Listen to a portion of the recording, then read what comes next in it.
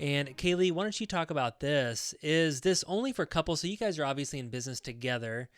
And do you guys only coach and consult couples that are in business together, like they're both in the business? Or could it also be just one person's in the business, the other person has a job or stays at home? What Well, about we that? kind of look at it a little differently. Being that you guys have your real estate business, you might be the face of it, the CFO, CEO, Mm-hmm. but you're also married. So we look at it as it's your business Mm-hmm. because your spouse is contributing in some form or fashion. Yeah. Even if Whether they're it's not stay-at-home working. Yeah. mom, they're still involved. Mm-hmm.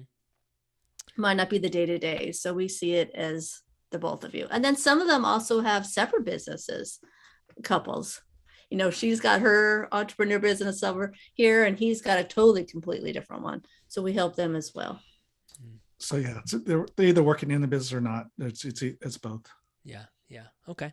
Awesome. So Robert, what's some of the most common challenges? We talk about inefficiencies in the business, just kind of like plugging those holes, getting together with your spouse and drawing out the vision. What are some of the other common challenges that people come to you with? Well, I mean, the common challenge is just the fact that they recognize that they don't know how to define work-life balance, but they know they don't have it. They just know their life is a little out of control. Right. And they know their business is a big part of that. And so they come to us for that. And sometimes if the husband and wife are working together, there's a teamwork dynamic that they come to us for. So there's a work-life balance issue, and then there's a teamwork issue if they're working as a husband and wife team. But the most common challenge, the most common issue that affects the business, they might not know it, but it's the leader themselves.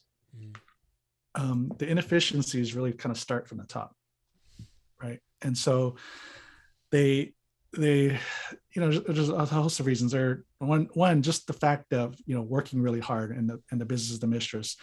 A lot of it is the inefficiencies of the business, but it's also what the owner allows the business to dictate in their life. A lot of times they just don't have, just starting with proper boundaries, right? Even before addressing inefficiencies, we talk about setting some healthy boundaries between business and home. Even if they can say all they want on how busy they are and they don't have time for the date nights or for the kids or whatever, you have some time, right? At some time you go home. Yeah. And even if you work from home, I mean, at some point you do turn it off. I mean, and you'll have dinner or something. There's always personal time you do have. So let's look at that. And let's make sure that you create healthy boundaries so that when you do technically are supposed to be off the clock, that you're not constantly thinking about business, looking at your text messages, your emails, even on social media, maybe watching TV. You're not getting distracted by other things when you're supposed to be off the clock. So the time you do have, you can be present, right? Because sometimes they can be present physically with their spouse and with their kids, but they're not present mentally and emotionally because they're checked out. They're thinking about other things. They're thinking about business issues and all that. So that's the first part we start with is you have time. You're just not using it very well. Right? Yes.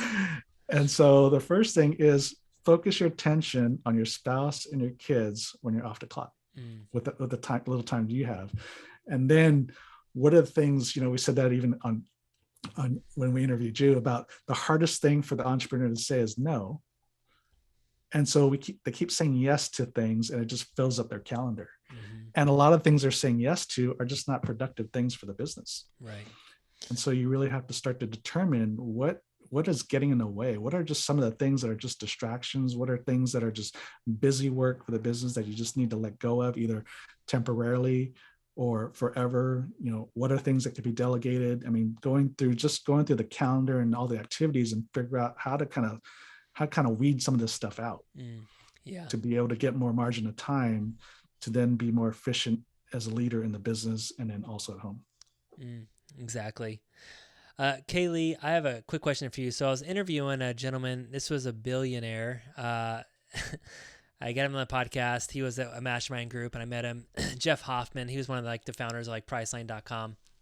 And I asked him about work-life balance, and he said that balance is a myth. So what do you say to that? I mean, obviously, he's very high performer, and a lot of billionaires struggle with their personal relationships, but what do you say to that, just that comment? The balance, work-life balance, if you want to be the gold medalist, is a myth. I say do the best you can. You need to be intentional about where you want to spend the time. Yes, that's not going to be perfect. It can change every day, but if you try and be intentional about what things are important to you, I think it's more likely that if you have that goal, that you'll be able to move in that direction, as opposed to just saying yes to everything and not being intentional, not being present. So I think we all can do our best by being intentional about what's important to us and what we want out of life. And balance, I think the reason why people struggle with that term, because there's not a good definition about what work-life balance is, or what it looks like. And so I think the start is to simplify things is work-life balance is not based on quantity of time or measuring quantity of time. It's based on quality of time. Because we think of balance, we think of the balance, the scale, right? And then we think naturally is we want to have even amount of time in work and even amount of time at home, which that's probably impossible, at least, in early stages of your business. But it's really about quality of time. And then also define that as husband and wife. That's part of the vision planning, is what does work-life balance mean to you between husband and wife? What does that look like? How do you get quality time with your spouse as well as at work? How do we, again, it's all about efficiencies. How do we spend really quality, productive time at work? And then also, how do we spend quality, productive time at home? Just even what I said earlier about, you do have some time at home, make it count. Well, and we talk about this stuff at our weekly meetings. We go over our schedule. Robert will be like, okay, this is going to be a really heavy week. I have a lot going on. So I'll be, okay, I can prepare myself. I know what to expect. And then he'll be like, so the following weekend, my schedule's a little bit lighter. Let's make up for that. And we'll go to the beach Monday, or we'll plan a nice dinner or a picnic. But we talk about that stuff ahead of time, so I'm not caught off guard. And when I'm like, oh my gosh, you're always working. You put work before me. Don't you love me anymore? Right. So we talk about it and we plan it into the schedule. And so we know what to expect. And then we try to add in fun in other places. Yeah, there's going to be ebbs and flows, right? In your work schedule, your workload and all that. But as Kay Lee's saying, I think that constant communication, that in itself creates a sense of balance, because we know what to expect. Yeah. But if you're just going through life and just taking it as it comes, that's when things feel out of balance, because your spouse may not know what to expect, because we haven't talked about what what project's coming up that you have to put more time into, or a business trip or whatever. But having just that constant communication, so you can work things out and you know what to expect. And then, if there's a period that is going to create more work for you, then what do we do on the back end? Or even in the midst of that, what can we do even in the midst of a busy schedule that we can make sure we carve out a little bit of time for each other, right? Just kind of that whole, just the communication and talking and planning these things out.